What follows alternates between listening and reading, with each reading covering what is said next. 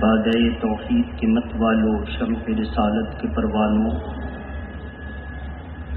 غوث و خواجہ و رضا کے دیوانوں، السلام علیکم ورحمۃ اللہ وبرکاتہ۔ الحمد للہ نحمده ونستعینه ونستغفره ونؤمن به ونتوکل علیہ ونعوذ باللہ من شرور انفسنا ومن سیئات اعمالنا، من یهده اللہ فلا مضل له ومن يضلله فلا هادي له، ونشهد ان لا اله الا الله وحده لا شريك له، ونشهد ان سيدنا محمدا عبده ورسوله، اما بعد فاعوذ بالله من الشيطان الرجيم، بسم الله الرحمن الرحيم، سبحان الذي أسرى بعبده ليلا من المسجد الحرام إلى المسجد الأقصى الذي باركنا حوله لنريه من آياتنا إنه هو السميع البصير۔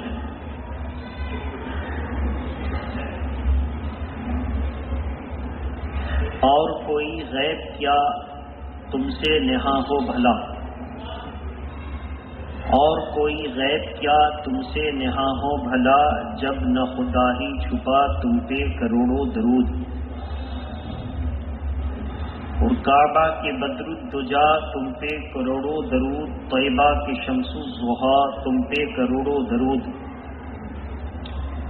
اور وہ کمال حسن حضور ہے کہ گمانے نفس جہاں نہیں، وہ کمال حسن حضور ہے کہ گمانے نفس جہاں نہیں، یہی وہ پھول ہے کہ خار سے دور ہے، یہی وہ شمع ہے کہ دھواں نہیں، یہی وہ پھول ہے کہ خار سے دور ہے، اور یہی وہ شمع ہے کہ دھواں نہیں۔ عزیزان ملت اسلامیہ، آج کی اس محفل محبت میں میں نے قرآن مقدس کی ایک مخصوص سورہ کی مخصوص آیت کریمہ کی تلاوت کا شرف حاصل کیا، موقع اور محل اور مہینے کی مناسبت سے۔ اللہ تبارک و تعالی پارہ نمبر 15 سورہ بنی اسرائیل، جس کو سورہ اسراء بھی کہا جاتا ہے، پارہ نمبر 15 سورہ بنی اسرائیل کی پہلی آیت کریمہ، اللہ تبارک و تعالیٰ کا ارشاد ہے، پاکی ہے اسے جو لے گیا راتوں رات اپنے بندے کو مسجد حرام سے مسجد اقصی تک۔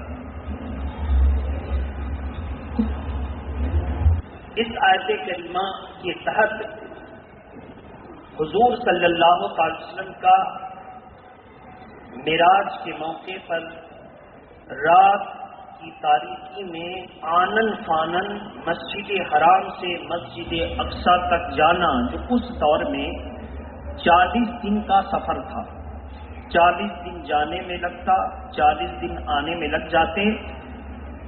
اس 80 دن کے سفر کو گئے بھی، تشریف بھی لے آئے، نماز بھی انبیاء کی جماعت کے ساتھ پڑھائی، ان تمام معاملات کو صرف سیکنڈ سے بھی کم کا وقت لگا، یا کوئی سیکنڈ لگا، اتنا لگا کہ سرکار دو عالم صلی اللہ علیہ وسلم جس دروازے کو بند کر گئے اس کی کنڈی بھی ہلتی رہی، اور وضو جو کیا تھا اس کا پانی بھی بڑھ ہی رہا تھا کہ گئے بھی اور آ بھی گئے۔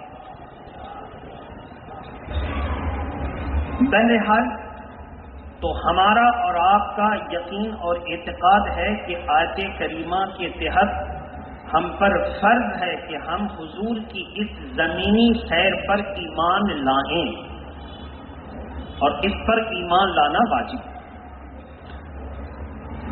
ساتھ ہی میں اس آیت کریمہ کے تناظر میں یہ بتانا ہے کہ پوری دنیا کے بد مذہب وہابی اور دیوبندی انکار کرتے رہے کہ معراج کا جو واقعہ ہوا تھا وہ حضور کو خواب میں ہوا تھا، بیداری میں نہیں۔ اعلی حضرت فاضل بریلوی کے دور میں یہ فتنہ اٹھا۔ اس میں ہم آپ کو بتا دیں کہ اعلی حضرت فاضل بریلوی کی شخصیت وہ شخصیت ہے کہ 14ویں صدی کے تعلق سے یوسف علیہ السلام کے گم ہو جانے کے بعد ان کے والد یعقوب علیہ السلام نے اپنے بیٹوں سے پوچھا کہ یوسف کو تم سیر کے لیے لے کر گئے تھے، کہاں چھوڑ آئے؟ کہا بابا یوسف کو بھیڑیے نے کھا لیا اور ایک جانور کا شکار کر کے اس کے خون میں حضرت یوسف علیہ السلام کی قمیص جو اتار دی تھی اس کو اس جانور کے خون میں رنگ کر دکھا دیا کہ بھیڑیے نے کھا لیا، یہ دیکھیے خون آلود کپڑا ہم لے کر آئے۔ حضرت یعقوب علیہ السلام اللہ کے نبی، انہوں نے بھیڑیے سے پوچھا کہ تجھے گوارا کیسے ہوا کہ میرے بیٹے اور اللہ کے نبی کو تو نے کھا لیا؟ یوسف علیہ السلام کہ اس بابت جب بھیڑیے نے سوال سنا تو اس نے جواب دیا کہ اے اللہ کے نبی، اگر میں نے یوسف علیہ السلام کو غزل پہنچائی ہے، تکلیف پہنچائی ہے اور ان کو میں نے نقصان پہنچایا ہے تو میرا حشر 14 صدی میں آنے والے جو علماء بد کا ہو وہی میرا ہو۔ تو اس گواہی کے ساتھ 14 صدی ہجری کی جیسے شروعات ہوئی، یہ برے علماء کا زمانہ تھا، اور ان برے علماء میں سب سے پہلے بکنے والے عالم کا نام تھا اسماعیل دہلوی۔ بڑی خانقاہ سے تعلق رکھتا تھا، شاہ ولی اللہ کے خاندان سے تھا۔ شاہ ولی اللہ نیک عالم اور ولی، اور شاہ ولی اللہ کا عقیدہ کیا تھا؟ شاہ ولی اللہ کے والد کو کوئی اولاد نہیں ہو رہی تھی تو کہاں گئے؟ سرکار غریب نواز کے خلیفہ ارشد سرکار قطب الدین بختیار کاکی کے مزار پر، کہیے سبحان اللہ۔ اور شاہ ولی اللہ کے والد نے وہاں جا کے منت مانی اور کہا کہ حضور آپ کے دربار میں اس لیے آئے ہیں کہ ہمیں اولاد کی نعمت سے مالا مال فرمائیے۔ آواز آئی کہ اللہ تجھے صاحب اولاد بنائے اور جب وہ بیٹا پیدا ہو تو اس کا نام قطب الدین رکھنا۔ شاہ ولی اللہ کے والد اب اس کے بعد آئے، حمل کے اثرات ظاہر ہوئے، خوشخبری سنائی گئی، فوراً پھر قطب الدین بختیار کاکی کی بارگاہ میں گئے اور جا کر شکرانہ پیش کیا، تحیت پیش کیا، سلام پیش کیا، شکریہ ادا کیا اور پھر واپس آئے۔ شاہ ولی اللہ محدث دہلوی پیدا ہوئے۔ والد بزرگوار نے ان کا نام قطب الدین رکھا، لیکن دادا جان نے ان کا نام ولی اللہ رکھا۔ کیسے رکھا؟ ولی اللہ اس لیے رکھا کہ ایک ولی کے مزار پر ان کی دعاؤں کی برکت سے اللہ نے یہ اولاد عطا فرمائی۔ اب ذہن آپ کا ہم بنا رہے ہیں کہ جتنے ہمارے پرانے علماء اور ولی، سب کا وہی نظریہ جو بریلی کا نظریہ، وہی نظریہ۔ شاہ ولی اللہ محدث دہلوی اب جب یہ جوان ہوئے اور عالم بنے تو علماء کو حیرت زدہ کر دیا کہ عربی میں بھی ماہر، فارسی میں بھی ماہر، اردو میں بھی ماہر اور ہندی میں بھی ماہر، اور بہت ساری کتابیں لکھی۔ لیکن بعد میں لوگوں کو شک ہو گیا کہ شاہ ولی اللہ کی جتنی تصنیفیں دیکھی گئیں اور ان کے پہلے شاہ عبد القادر، یہ علماء دہلی ہیں، ان کی جب تصنیفات کا مطالعہ علماء نے کیا تو حیرت میں پڑ گئے۔ حیرت کیا تھی کہ اس کے آدھے جملے سنیت کے دلیل ہیں اور آدھے جملے وہابیت کی دلیل ہیں۔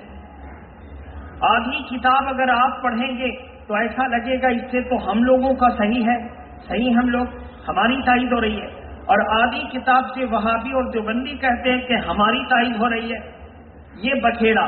لیکن جب اس وقت راز کھلا، کس نے راز کھولا؟ اعلی حضرت فاضل بریلوی سے سوال کیا گیا۔ حضرت اسماعیل دہلوی 1200 ہجری میں بدنام زمانہ ہوا اور 1272 ہجری میں آپ دنیا میں تشریف لائے، اور 1240 ہجری یعنی تقریباً 32 سال پہلے التوحید نام کی رسوائے زمانہ کتاب کو ابن عبد الوہاب نجدی نے انگریزوں کے اشارے پر لکھا، جس میں معمولات اہل سنت، فاتحہ، درود، قیام، سلام، نبی کو پکارنا، ولی سے مدد مانگنا، اس سب کو شرک اکبر لکھا، بڑا شرک۔ التوحید کتاب جب چھپ کر منظر عام پر آئی تو خانقاہیں تو بہت تھیں، جب معاملہ بن جاتا ہے تو بہت سے لوگ آ کر عزت کما لیتے ہیں، لیکن جب معاملہ بگڑ جاتا تھا تو کل بھی احمد رضا کام آئے تھے اور آج بھی احمد رضا کی روحانیت کام آ رہی ہے۔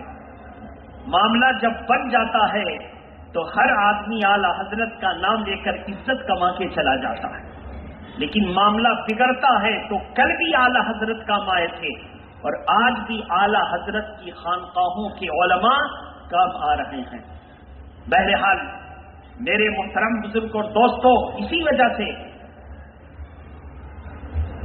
کچھوچھا شریف کے اعلی حضرت علی حسین اشرفی میاں علیہ رحمت و رضوان نے حضور سرکار مدنی میاں کے والد بزرگوار علیہ رحمت و رضوان محدث اعظم ہند کچھوچھوی کو عالم اور فاضل بننے کے بعد کہا، بیٹا تم چلے جاؤ امام احمد رضا کے پاس۔ کہا ابا کیوں؟ کہا وہیں جا کر کے اعلیٰ تعلیم حاصل کرو، وہیں جا کر کے تم فقہ حاصل کرو، اور میں چاہتا ہوں کہ افتاء کی تمام کتابیں احمد رضا خان سے پڑھو۔ کنہوں نے بھیجا؟ کچھوچھا شریف کے اعلیٰ حضرت نے بریلی شریف کے اعلیٰ حضرت کو بھیجا۔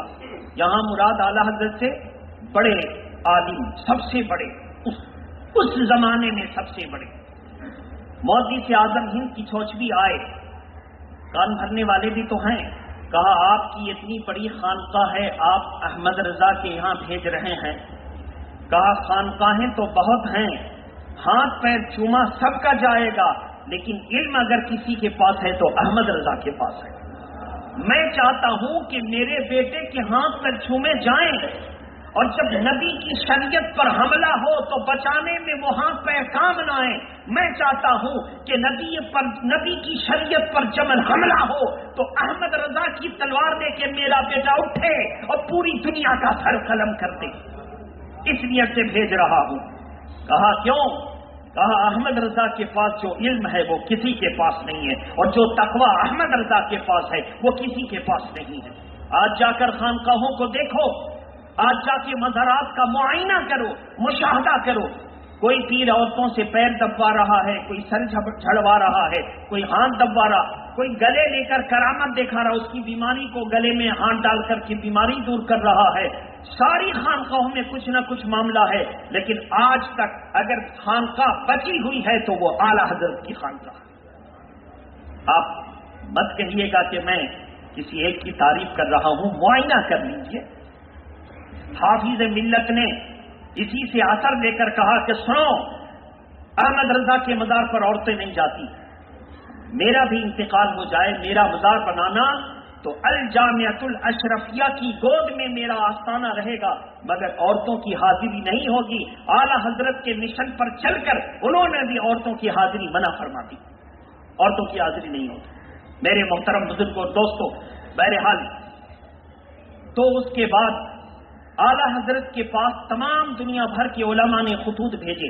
کہا حضرت یہ مسئلہ حل کیسے ہو؟ کہا کہ بے شک شاہ ولی اللہ اور شاہ عبد القادر اور شاہ رفیع اور شاہ محدث دہلوی اور شاہ عبد العزیز دہلوی اور شاہ عبد الرحیم دہلوی، یہ اسماعیل دہلوی کے دادا، بابا اور چچا ہیں، یہ سب سنی اور بڑے عالم، اس میں کوئی شک نہیں. یہ گمراہ ہوا اس پوتا اسماعیل دہلوی. کہا کہ کیسے ثابت کیجیے گا؟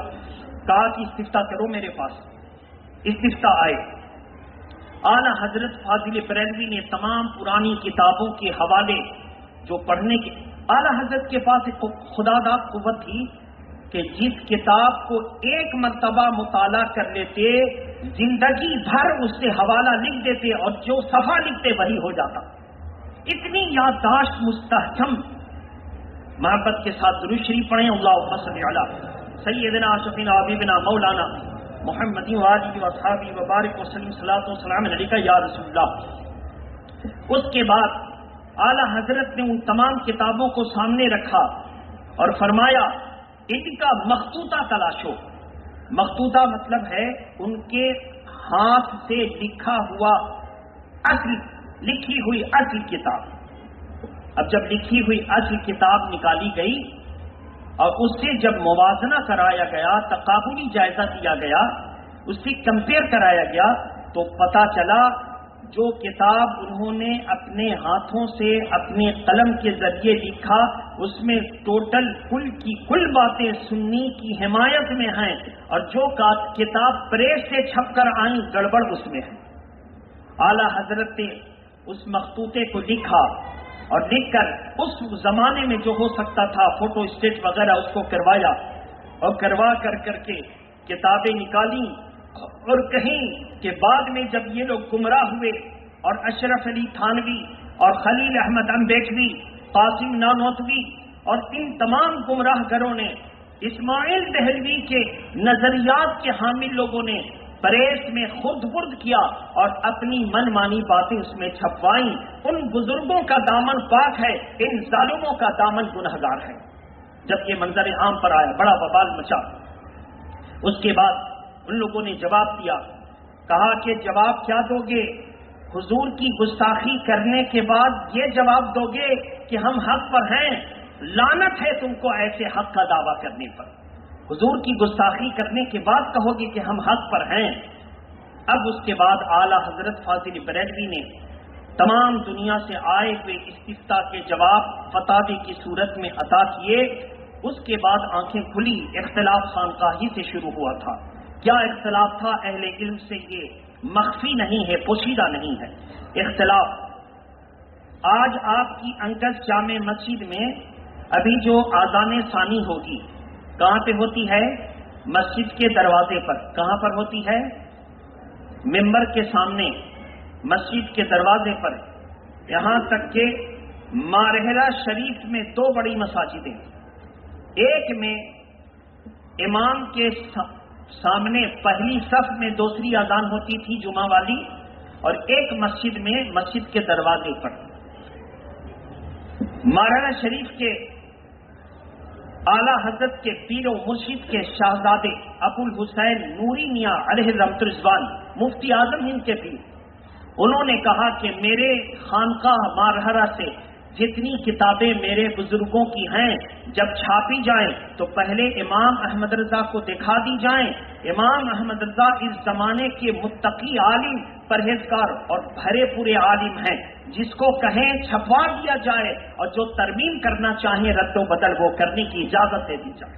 اتنا اعتماد تھا بزرگوں کو. بہرحال اب ایک خانقاہ والے اپنی انا کے لیے اڑ گئے، نہیں یہ جو پہلی صف میں اذان ہوتی یہی صحیح. دوسری خانقاہ والوں نے کہا نہیں، ہم کو اللہ کا ڈر ہے، جو صحیح ہے اسی پر عمل ہوگا. اتنے دن سے ہم کرتے ہیں، آج احمد رضا کی طرف سے فتویٰ آئے گا کہ نہیں، مسجد کے دروازے پر جمعہ کی دوسری اذان دینا یہی سنت ہے تو ہم اس کو مان لیں گے. ہم اپنے ایگو اور انا میں نہیں لگائیں گے کہ دنیا کیا کہے گی کہ تم اتنے دن سے غلط اذان دلوا رہے تھے، تم کو مسئلہ نہیں معلوم. احمد رضا نے مسئلہ بتایا، بلکہ ہم فخر سے کہیں گے عزت بچائی ہے تو احمد رضا نے بچائی ہے. کل قیامت کے دن رسوا ہونے سے بچایا ہے تو احمد رضا نے بچایا. ہم کو وہ سب میں نہیں جانا، کوئی ہم کو گھمنڈ نہیں کرنا، ہم مان لیں گے یہ میری غلطی ہے. اب اس کے بعد مارحلہ شریف میں میٹنگ ہوئی اور پوری تحقیق کی. اس طرف سے جتنے علماء آئے تھے کہ نہیں مسجد میں اذان ثانی دینا جائز. اپنی اپنی دلیلیں پیش کی.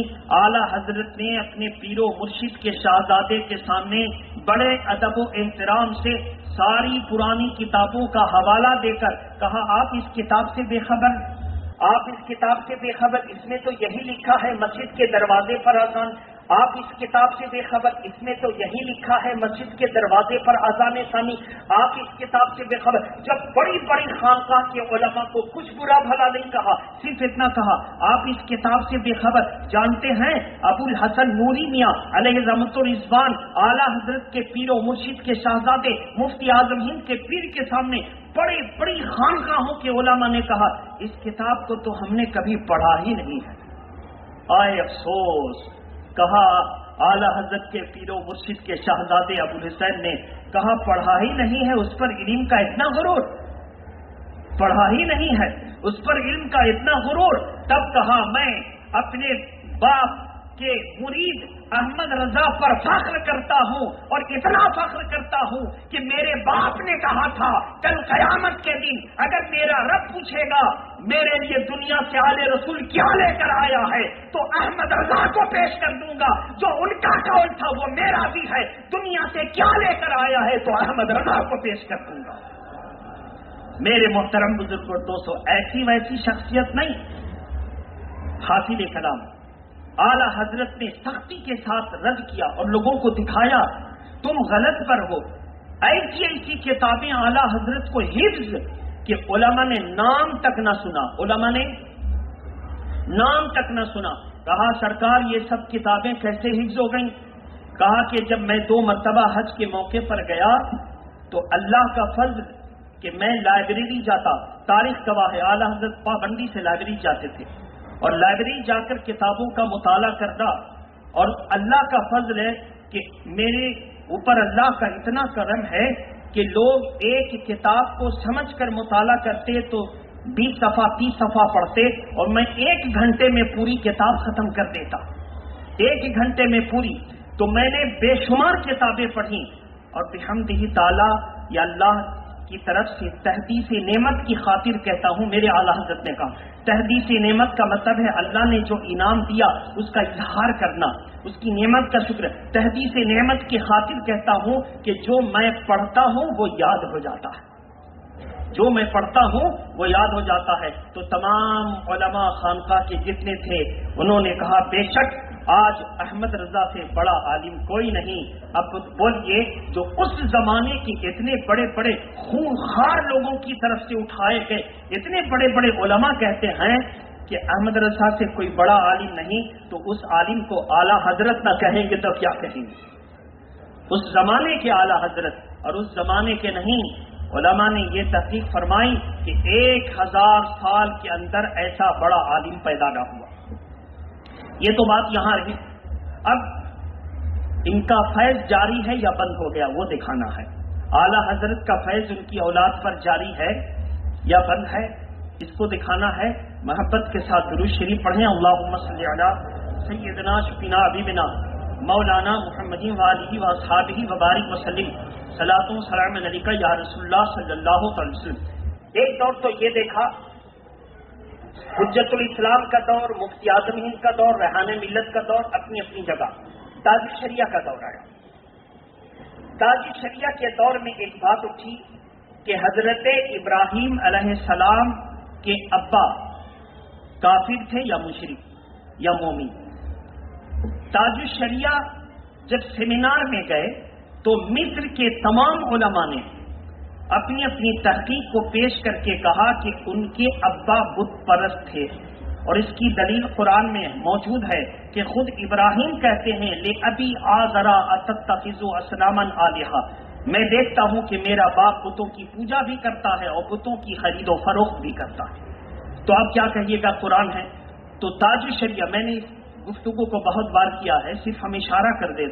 تاج الشریعہ نے کہا کہ وہاں پر ہے لِأَبِي باپ، وہاں پر لے والد نہیں ہے، والد کا ذکر نہیں، باپ. اور باپ چچا کو بھی کہتے ہیں، دادا کو بھی کہتے ہیں، بڑے ابا چھوٹے ابا دادا ابا نانا ابا.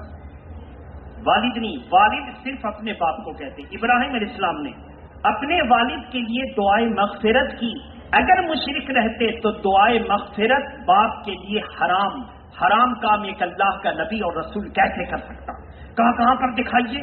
تاج الشریعہ نے پورے اعلی حضرت کے علم کا فیضان لے کر کے اترے اور فرمایا پارہ نمبر 13 اللہ کا ارشاد، ابراہیم علیہ السلام نے دعا کی ربنا اغفر لی ولوالدی، اے مولا میرے بھی بخشش فرما اور میرے ماں باپ کی بھی بخشش فرما، والد و والدہ کی بھی بخشش فرما۔ تو جب ابراہیم اپنے والد و والدہ کی بخشش کی دعا کر رہے ہیں تو کیا کلیئر نہیں ہوا کہ جن کے لیے بخشش کی دعا ہو وہ مومن ہے؟ سب نے کہا، جانتے ہیں بڑے بڑے علماء نے اپنی ران پر ہاتھ مار کر کے افسوس کیا، کہا کہ اس آیت سے ہم کہاں بے خبر تھے، اس آیت سے ہم کہاں بے خبر تھے، اس آیت سے ہم کہاں بے خبر تھے۔ پڑھا تو بار بار ہے، تفسیریں پڑھائی ہیں، طلبا کو پڑھاتے پڑھاتے مدرسہ میں بوڑھے ہو گئے، کہاں بے خبر تھے؟ یقین کرو اے اختر رضا، لا تیرے سر چھونے کے قدم، تیرے دادا تیرے بابا نے بھی ہم سبوں عالم کی لاج بچائی تھی، آج تو نے صحیح فیصلہ کر کے اس زمانے میں ہم سب کی لاج بچائی ہے۔ میرے محترم بزرگ اور دوستو، آپ سمجھتے ہوں گے کہ تاج الشریعہ تو جامعہ ازہر میں پڑھ کر آئے، ان کے پاس علم تھا، اسجد میاں کے پاس علم ہے کہ نہیں؟ اب مسئلہ یہاں پہ آیا، محبت کے ساتھ درود شریف پڑھیں، اللہم صلی علی سیدنا شفینا حبیبنا مولانا محمد والہ واصحابہ وبارک وسلم صلاۃ و سلام علیکہ یا رسول اللہ۔